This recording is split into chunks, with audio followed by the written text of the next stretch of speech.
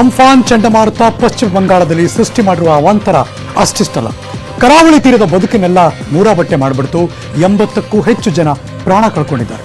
ಹಾನಿ ಪ್ರದೇಶಗಳ ಸಮೀಕ್ಷೆ ನಡೆಸಿದ್ರು ಪ್ರಧಾನಿ ನರೇಂದ್ರ ಮೋದಿ ಅವರು. ಮಧ್ಯಂತರ ಪರಿಹಾರವಾಗಿ 1,000 ಕೋಟಿ ವಿಶೇಷ ಪ್ಯಾಕೇಜ್ ಅನ್ನು ಘೋಷಣೆ ಮಾಡಿದ್ದಾರೆ. ಹಾಗೆಯೇ ಕೊರೋನಾ ಜೊತೆಯಾಗಿ ಬಂದೊದಗಿರುವಂತಹ ಈ ಕಷ್ಟದ ಸಮಯದಲ್ಲಿ ಪಶ್ಚಿಮ ಬಂಗಾಳದ ಸರ್ಕಾರಕ್ಕೆ ಕೇಂದ್ರ ನೆರವಾಗುತ್ತೆ ಅಂತ ಅಭಯ ಕೂಡ ಕೊಟ್ಟಿದ್ದಾರೆ. ಪೂರ್ವ ಕರಾವಳಿಯಲ್ಲಿ ಅಂಫಾನ್ ಅಬ್ಬರ, ಒಡಿಶಾ ಪಶ್ಚಿಮ ಬಂಗಾಳದಲ್ಲಿ ಭಾರೀ ಹಾನಿ. ಬಂಗಾಳ ಕೊಲ್ಲಿಯಲ್ಲಿ ಎದ್ದು ಬಾಂಗ್ಲಾದೇಶಕ್ಕೆ ಮುನ್ನುಗ್ಗಿರೋ ಅಂಫಾನ್ ಮಾರ್ಗ ಮಧ್ಯೆ ಒಡಿಶಾ ಹಾಗೂ ಪಶ್ಚಿಮ ಬಂಗಾಳದಲ್ಲಿ ಭಾರೀ ಹಾನಿ ಮಾಡಿದೆ.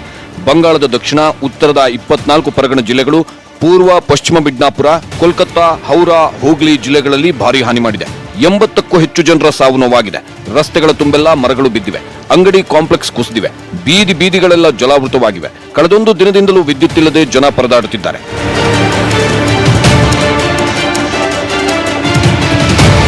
ಹಾನಿ ಪ್ರದೇಶಗಳಲ್ಲಿ ಪ್ರಧಾನಿ ಮೋದಿ ವೈಮಾನಿಕ ಸಮೀಕ್ಷೆ ನಡೆಸಿದ್ರು. ಒಡಿಶಾ ಹಾಗೂ ಪಶ್ಚಿಮ ಬಂಗಾಳದ ಪ್ರತ್ಯೇಕ ಕಡೆ ಸಮೀಕ್ಷೆ ನಡೆಸಿದ್ರು. ಮೋದಿ ಜೊತೆ ಒಡಿಶಾ ಸಿಎಂ ನವೀನ್ ಪಟ್ನಾಯಕ್, ಪಶ್ಚಿಮ ಬಂಗಾಳ ಸಿಎಂ ಮಮತಾ ಬ್ಯಾನರ್ಜಿ ಕೂಡ ಇದ್ರು.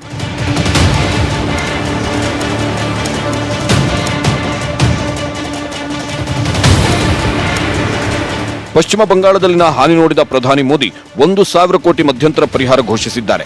ಅಲ್ಲದೆ ಕೊರೋನಾ ಜೊತೆಗೆ ಬಂದಿರೋ ಇಂಥ ಕಷ್ಟದ ದಿನಗಳಲ್ಲಿ ಪಶ್ಚಿಮ ಬಂಗಾಳದ ಸರ್ಕಾರದೊಂದಿಗೆ ಕೇಂದ್ರ ಇರುತ್ತೆ ಅಂದಿದ್ದಾರೆ.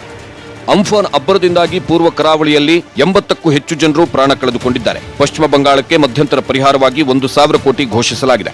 ಮೃತರ ಕುಟುಂಬಗಳಿಗೆ ಪ್ರಧಾನಿ ಪರಿಹಾರ ನಿಧಿಯಿಂದ 2 ಲಕ್ಷ ಘೋಷಣೆ ಮಾಡಲಾಗಿದೆ. ಗಾಯಗೊಂಡವರಿಗೆ ಪ್ರಧಾನಿ ಪರಿಹಾರ ನಿಧಿಯಿಂದಲೇ 50,000 ಹಣ ನೀಡಲಾಗುವುದು.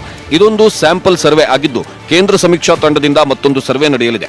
ಆಗಿನ ವರದಿ ಪಡೆದು ಸಂತ್ರಸ್ತರಿಗೆ ನೆರವಾಗಲು ಮುಂದಿನ ದಿನಗಳಲ್ಲಿ ನೆರವು ನೀಡಲಾಗುವುದು ಎಂದರು ಮೋದಿ.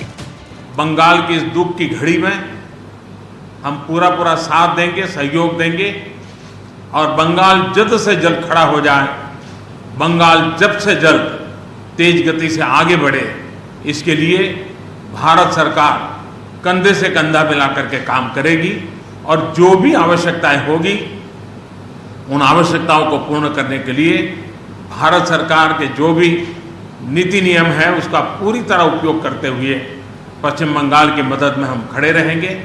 एक एडवांस असिस्टेंस के रूप में 1,000 करोड़ रुपया भारत सरकार की तरफ से व्यवस्था की जाएगी.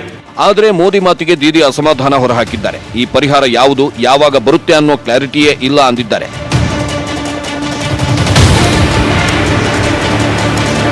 ಈ ಮಧ್ಯೆ ಸೋನಿಯಾ ಗಾಂಧಿ ನಡೆಸಿದ ಪ್ರತಿಪಕ್ಷಗಳ ವಿಡಿಯೋ ಸಂವಾದದಲ್ಲೂ ಅಂಫಾನ್ ಬಗ್ಗೆ ಪ್ರಸ್ತಾಪ ಆಗಿದೆ.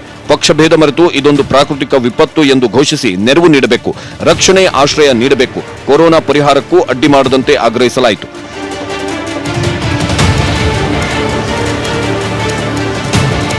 ಅತ್ತ ಬಾಂಗ್ಲಾದೇಶದಲ್ಲೂ ಅಂಫಾನ್ ಅಬ್ಬರ. ನಿನ್ನೆ ಸಂಜೆಯಿಂದ ಈಚೆಗೆ 22ಕ್ಕೂ ಅಧಿಕ ಜನರು ಪ್ರಾಣ ಕಳೆದುಕೊಂಡಿದ್ದಾರೆ. 26ಕ್ಕೂ ಅಧಿಕ ಜಿಲ್ಲೆಗಳಲ್ಲಿ ಅಪಾರ ಹಾನಿಯಾಗಿದೆ. Bureau report, news 18 Kannada.